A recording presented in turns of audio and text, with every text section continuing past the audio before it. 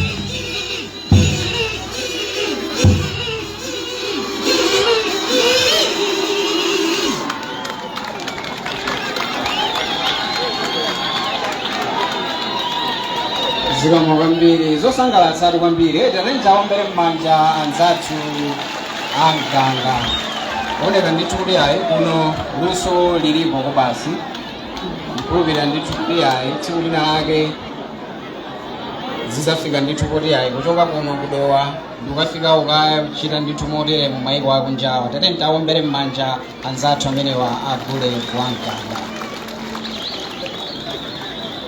Pano tipitirire ndithu ndi magule wathu otsatira ndi gule uja wa ingoma. Ndikhulupira kuti anzathu a ingoma muli pafupi, bwerani ndithu m'balomu tiyesetse kuchita mwachangu, ndipo a ingoma akamachoka m'balomu ndiye kuti nawonso agule wamkulu akhalanso akubwera m'balomu.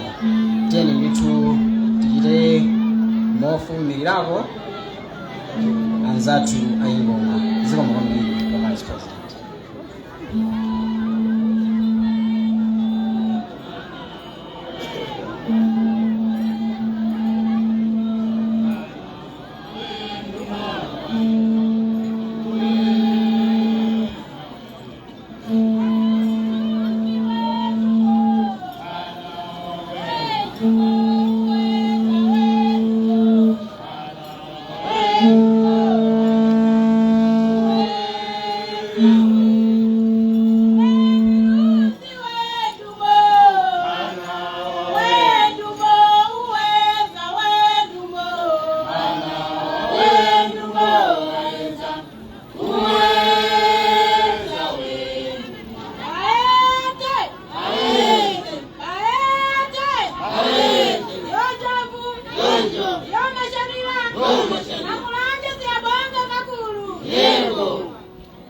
Mama.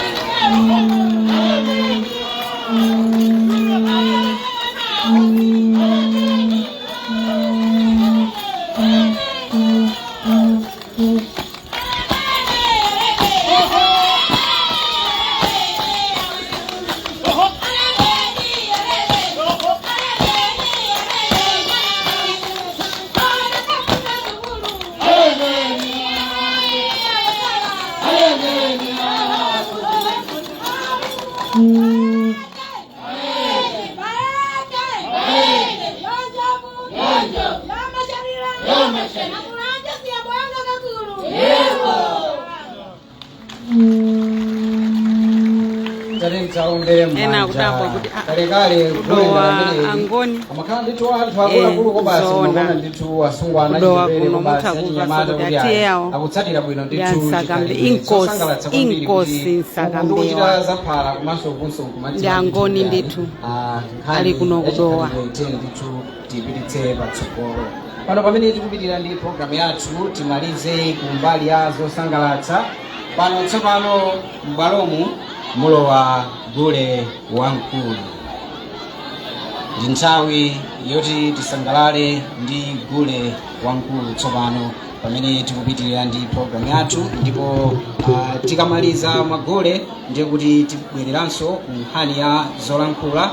Tidzayitana anduna ona za maphunziro aku primary komanso ku secondary olemekezeka umadalitso Wilima amene akhale ndithu akutilankhula, ndipo akalankhula iwowa adzutsa alendo athu olemekezeka pano amene ali vice president athu Dr. Michael Biswick Osi nawonso atilankhule, ndipo akamaliza kulankhula alendo athu olemekezeka tikhala ndi mwambo wapadera wopereka ndithu likuni phala kwa sukulu zosankhika pa zowerengeka, kudziwa ndithu kuti ntchito imeneyi yopereka phala ikupitirira kuti ifike ndithu msukulu zochuluka m'dziko muno. Ndiye mwambo umenewo ukhale ndithu umene utsatire pakutha pa zolankhula. Pano ndi nthawi ya gule wamkulu. Dziko mukwambiri.